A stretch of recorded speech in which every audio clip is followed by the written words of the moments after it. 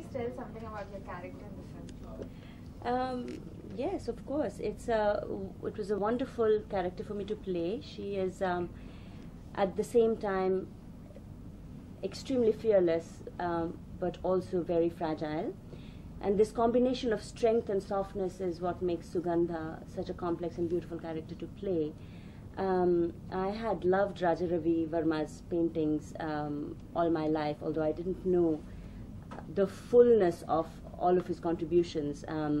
But as an artist, I'd really loved his work. And in fact, when I was in college, in my Harvard dormitory, I had a painting of Damayanti. And when Ketan came to discuss the film with me, he was stunned to see 2 life-size paintings of Raja Ravi Verma's heroines on my walls.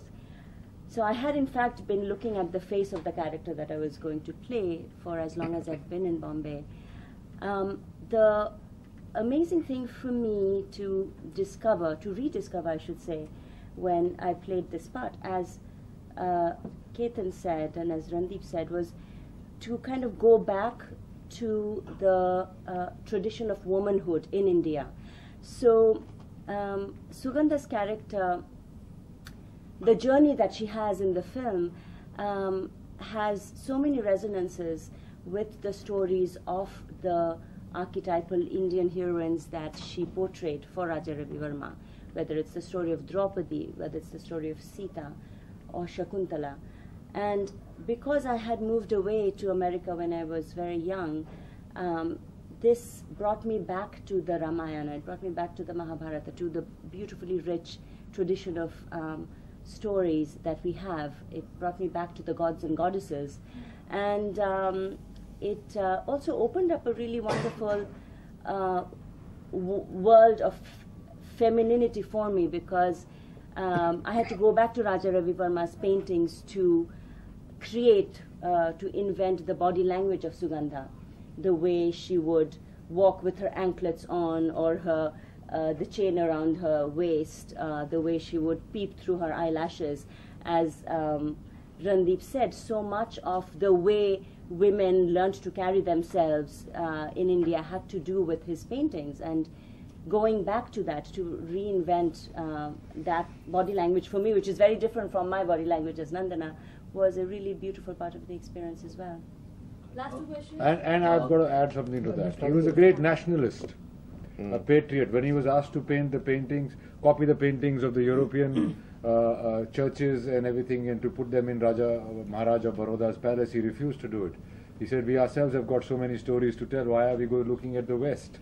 And then he said that, and to find a nationalist and a patriot who's also colorful, this does not happen in this country. If you're a national patriot, you're a boring person with khadi, you know. But with Raja Ravi Verma, he really carried both the things with great fervor, and you know, and and when he said, okay, then paint the paintings of Ramayana and Mahabharata, so he said, I haven't seen India. So he actually went on a tour, which we take you in the movie, all across India. We take you from Travancore to Baroda, to Banaras, to Jhansi, to Khajuraho, to Jaisalmer, to all these places. And so it is like seeing India of that time in a beautiful big canvas with great music, great love story, and that is Rasiya for you. It's not just Raja Ravi Verma, it is the world he created. Ketan sir, film जो है आपकी बहुत controversies में रह चुकी है जी. As a film maker, how difficult is it to keep controversies away from the work? Controversies are a result of your actions. It is not a preconceived position. I believe that if you are trying to do anything different, there would be different opinions towards it. If you try and do the same things again and again, for me it's a boring life. So I like to challenge myself. I like to create challenges which others can participate in and make their own, and that is what life is all about. And I'd like to add to that it's also about what is it that is meriting, that is demanding the controversy. In this case, this particular story focuses on how this painter's journey revealed the ways in which women are vulnerable in society. And in order to understand that, you need to see her story in all of its fullness. And if the cost that you pay for that is controversy, that's a cost that you're paying for being true to your art, for being really honest in the story that you're telling, for not trying to hide anything and telling the whole story in its most human way. You see, actually the theme of the film is what all of us, the entire media and entire art scene goes through, and that is freedom of expression. I seriously believe that is a fundamental right. I seriously believe that every democracy, every civilization needs to be fully free, and freedom of expression is an essential part of it. So that's what the film is about. Raja Ravi Verma was prosecuted in the 1890s for painting obscene pictures which involved body of a naked woman, which is created by God, and there's nothing obscene by it. If it was obscene, he would have fixed it already. Many 100 years later, more than 100 years later, M.F. Hussain faced the same controversy. He was exiled from this country, driven out, and he's such an icon of modern India ever since independence. He's such an icon not only of art but a modern Indian, and a very simple Indian who used to walk around with bare feet. They threw stones at him and they threw him out of the country, and he spent his life in Dubai and died over there. Over what? Over a painting of a naked woman, or a half-naked woman who he thought was a goddess. Because he was a Muslim, they thought you're painting he painted Hindu gods. Why not Muslim gods? Because Allah does not have a form, so how could he paint Allah? You know. So the whole point was, he was driven out. But who's seen the painting? Have you seen the painting? I've seen the painting because my interest is in art and because I was doing this movie. But who else has seen the painting? Nobody's seen the painting. They've thrown him out of here for hurting public sentiment and insulting religion and insulting people's religion in them.